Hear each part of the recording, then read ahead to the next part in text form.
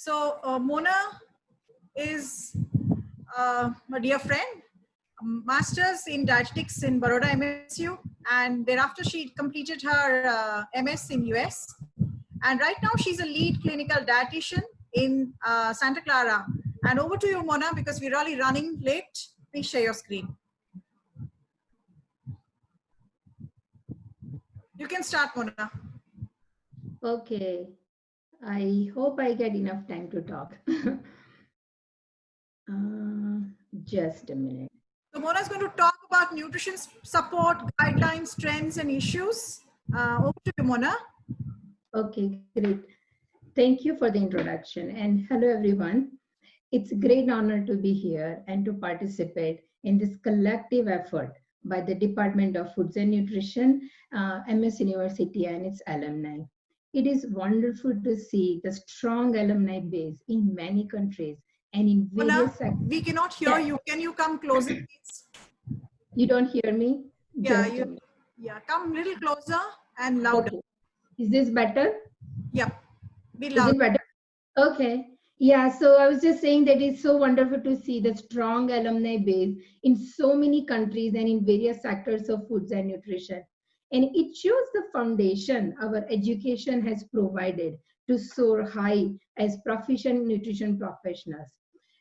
I hope we'll have some time to go over and have the Q&A later at the end of the session, but I would love to answer any question you would have. Nutrition support, it is a vast field. It's not easy to sum it up just in 15 to 20 minutes, but my effort is to give you the glimpse on this specialized nutrition care and that the dietitians are providing. Mona, your voice is not clear. Come closer and you need to be louder, please. Okay, is it better now? Yeah, come closer. Okay. Yeah, okay. I'll shout then. Yeah, so what I was saying, this nutrition support, it's a vast field and not easy to sum it up in just a few minutes. But what I want to do is my effort is to give you just a glimpse of this specialized nutrition care and that the dietitians are providing in US. The goal is to make you understand the role of dietitian in nutrition support, basics of enteral and parenteral nutrition, more than how it is practiced in US, and strategies to provide effective care in clinical practice. And also the ability, I just want to show that the ability and the power we as dietitians have in the healing process of the sickest of the sick population. Do you hear me well now? Okay. So MNT, medical nutrition therapy, what it is. So the care that is provided in USA by the clinical dietitian is called MNT, medical nutrition therapy. In India, we used to call diet therapy. What is our overarching goal of MNT? To provide safe and effective care. What is effective care? Is to improve clinical outcomes, whether it be improve blood glucose or promote wound healing or have improve lipid profile or have avoid long-term diabetes side effects, But the most important underlying goal of medical nutrition therapy is to prevent and treat malnutrition. Because malnutrition, it brings unfavorable outcomes such as higher infection rate, poor wound healing, longer length of stay, and even death. So it is important to mention a little bit about the fundamental difference in healthcare in US, and that is the insurance system. It is such that the sicker the patient, the higher the cost it has to bear. So the goal is always to have prevention, speedy recovery, and avoid longer hospital stays. It is considered that 20 to 50% of hospital patients are malnourished. So Anuja, ma'am, even in USA also we do have malnutrition. Malnutrition is the condition when body does not receive enough nutrition to function properly. So the importance of nutrition not only on health but also on social and economic level is huge. So The American Academy of Nutrition and Dietetics and ASPEN, American Society of Enteral and Parenteral Nutrition, they have identified these characteristics, criteria to be considered for malnutrition. Anyone with depressed suboptimal energy intake, someone with weight loss, loss of body fat, muscle wasting, fluid accumulation, or reduced strength. So any of two of these criteria are met, it's considered malnutrition. The new trend I just want to highlight quickly is called nutrition focused physical exam. It is a systematic head to toe examination of patients' physical appearance and function, and mainly to uncover any sign of malnutrition, nutrient deficiencies, or even toxicities. And every dietitian is expected to do NFP for better nutrition assessment. I remember doing the vitamin A deficiency project in India when we were doing masters as part of community nutrition, and that actually is NFP, nutrition focused physical exam. So when the patient is malnourished, the having some sort of aggressive nutrition intervention is even more imperative. If they cannot eat, giving them, putting them on nutrition support, it kind of becomes sooner than later. It becomes kind of imperative. So what is nutrition support? Quick analogy is when someone cannot breathe enough oxygen, they need to be on ventilator support. Similarly, when someone cannot eat enough nutrition or on her own, they need to be on nutrition support. It is the form of artificial feeding and is used as the last resort to provide nutrition. Specialized nutrition training and recertification every 5 years are required to work as a nutrition support dietitian. The credential you get is CNSC, Certified Nutrition Support Clinician. The reason it recognized as a clinician because various professionals can be CNSCs, doctors, nurses, dietitians, and pharmacists. It is one field that has an established multidisciplinary approach. However, the dietitians are at its forefront. What we follow is the guidelines established by ASPEN, American Society of Enteral and Parenteral Nutrition, and it is a US-based professional organization by multidisciplinary professionals. So there are two ways to consider to give the nutrition support: EN and PN, enteral nutrition and parenteral nutrition. Nutrition given through tube in the GI tract or gastrointestinal tract or the digestive tract, whatever you call, I'm going to call it GI tract, is enteral nutrition. When the GI tract is functioning well, but for any reason, you cannot give, someone cannot eat. For example, someone with a swallow problem, someone on ventilator because the breathing tube goes from the mouth to the trachea and lungs. Someone who has stomach cancer, mouth cancer, someone who is in coma or delirious, who is at risk for aspiration. And what is aspiration? Food going by mistake going in the lungs. So, and that can be dangerous. So they need to rely on enteral nutrition. It is known as tube feeding as well. And the nutrition given through EN, it is a medical food.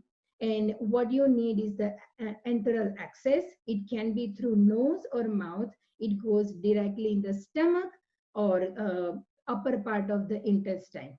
So and on the other side, what is parenteral nutrition is nutrition given through directly in the vein, bypassing the whole digestive tract. So when the GI tract is not functioning or cannot be used for feeding, for example, someone with ileus, someone with small bowel obstruction, someone with mesenteric ischemia, that means dead bowel, someone with very high output fistula, someone with prolonged nausea, vomiting, diarrhea, they need to rely on parenteral nutrition. It is also known as TPN, total parenteral nutrition. It's a medication and you do need to work closely with the pharmacist for that. So, and it definitely what it needs is the IV access, intravenous line access. It could be peripheral or it could be central. So knowledge is one thing, but how it is very important. It's a first step, but however, how to translate that in care? And that is the same. Okay, so this is the format I am kind of following, and we will have a quick case study to go over, and I'm going to follow the same format. It is kind of a complex process, but I will try my best to help you understand. I know we have so many students there. So, and the data you need for nutrition assessment are diet history, weight history, nutrition focused physical exam, then clinical data, lab, medication. Interesting thing is now in US, all the hospitals has electronic medical records. So actually all the patient data and the chart that is at the tip of our fingertip, available with one click. What else you need? Feeding access, as I said, nasogastric, orogastric, nasojejunal, feeding directly by making a hole in the stomach is called gastrostomy, jejunostomy, going directly in the jejunum. So, and if it is PN, parenteral nutrition, it could be peripheral or central line.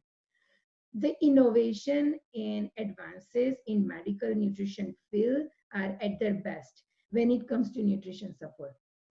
What else you need is doing the estimated needs, especially calories, protein, and fluid.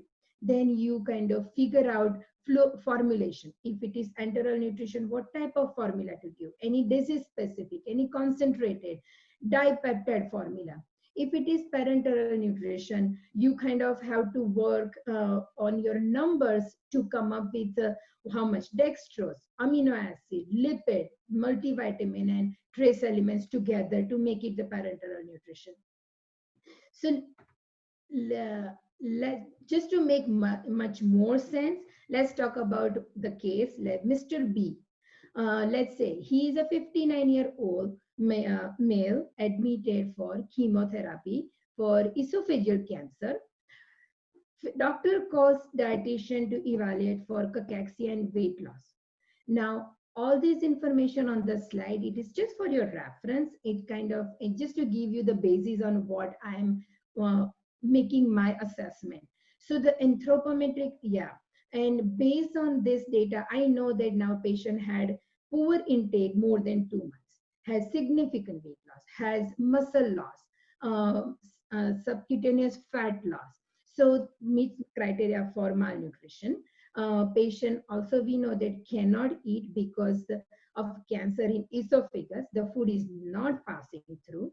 Otherwise the rest of the digestive tract is intact. So we decided to put the feeding tube directly in the stomach, gastrostomy tube, to start enteral nutrition. Calculate estimated needs. I do have in my appendix for anyone, if you want to use it as a reference, how I'm coming up with this calories, protein, fat, fluids. Then decide the formula to give. And based on estimated need, what I came up with is the recommendation that which formula to give, at what rate, and how to advance to the goal over the next 3 days. It is very important to understand the risk for refeeding. And I'm going to go over in little bit more detail later, and also the aspiration risk. Okay, so what we just did was just the one piece of the puzzle. Nutrition support, it's a team effort. Everyone has a very specific role. And let's say for Mr. B, as a dietitian, I put my recommendation and I'm going to monitor the nutrition progress. However, I do need to rely on physician to convert their recommendation into the orders. Also decide on putting the gastrostomy tube. The nurse or physician places the tube. Pharmacy, if this would have been TPN, parenteral nutrition, pharmacy comes in picture. So, and then to prepare the PN. And the ultimately nurse administers the EN or PN. So in order for Mr. B to receive that nutrition, the whole squad needs to work together, and every discipline is equally important. And that's why dietitian rapport with other team members is crucial to provide better care. It's that ecosystem we need to function, we need that to function well. So what else is important? Physician support.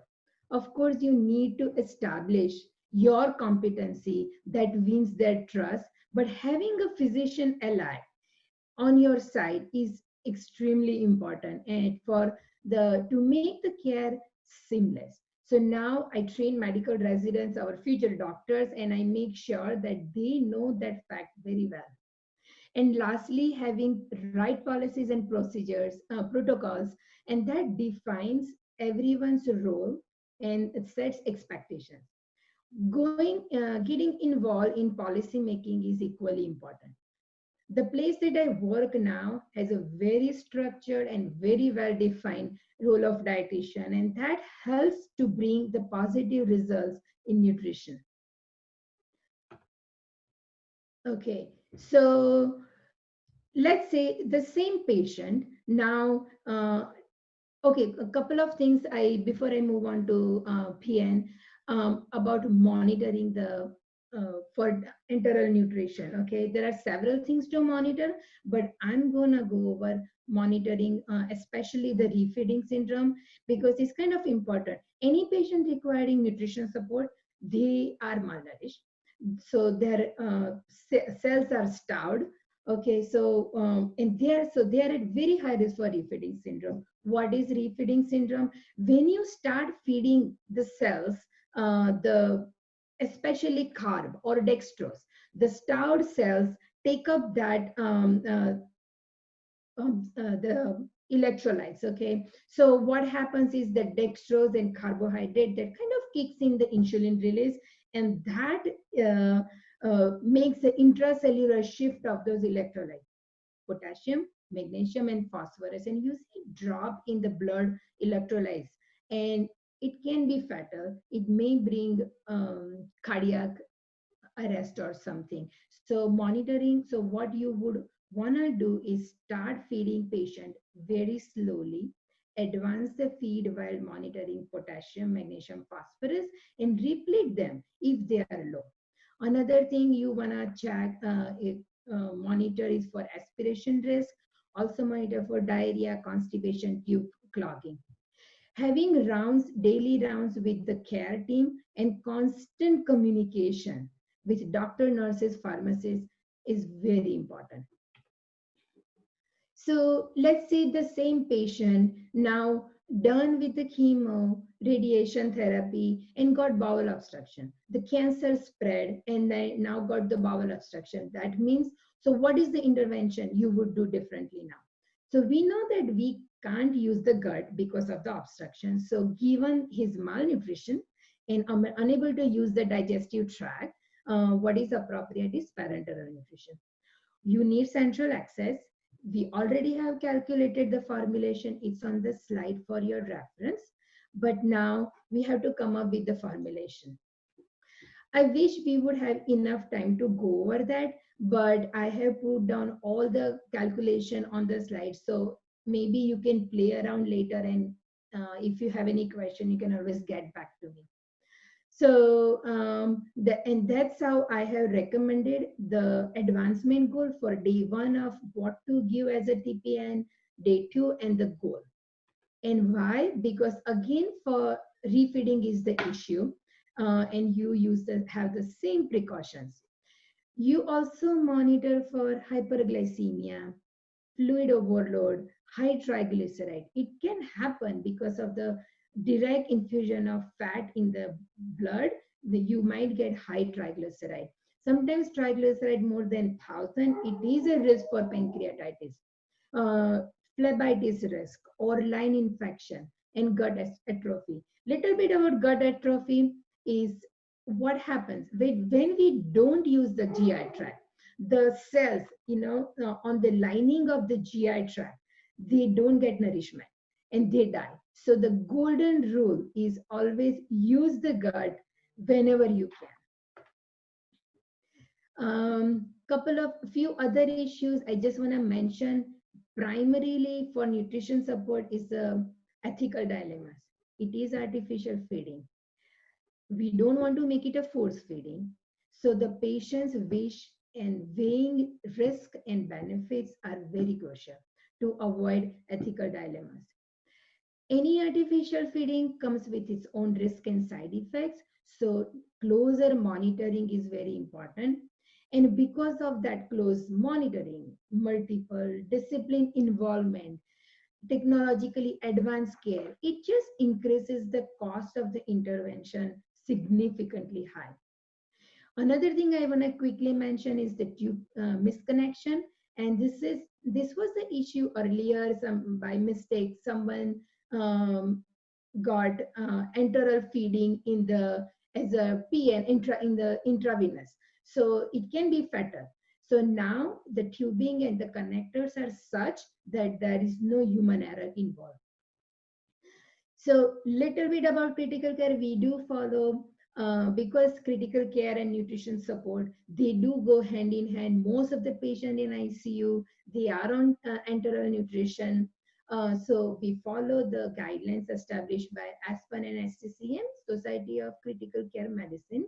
There are specific guidelines on when to start, like starting early EN or not feeding when a patient is hemodynamically stable, or avoiding insoluble fiber, what equations to use. So there is specific guidelines out there. I have included here in the headline the adult critical care guideline, and so it's a one click away from you if you want to check it out. Most importantly, they also have mentioned that albumin is not the nutritional marker when patient is acutely ill. And lastly, I can't end my talk without talking about COVID. The facility where I work was hard hit. It was hit hard with COVID patients. Things are much better now, and we certainly have passed, I guess, the first wave. But in terms of nutrition, what is most important to focus on COVID patient is cluster care to minimize staff exposure, to minimize droplet and aerosol exposure, and to preserve personal protective equipments. There are specific guidelines again by ASPEN, and I have included in my reference as well. So, but at the end, I do want to say that as dietitians, we have so much knowledge, power, and ability to play a positive role in treating these patients, avoiding and treating malnutrition. It all depends on how much we are willing to put in and take it further. So once again, thank you for this opportunity, and I'm open to answer any question you have. Thank you. Thank you, Mona.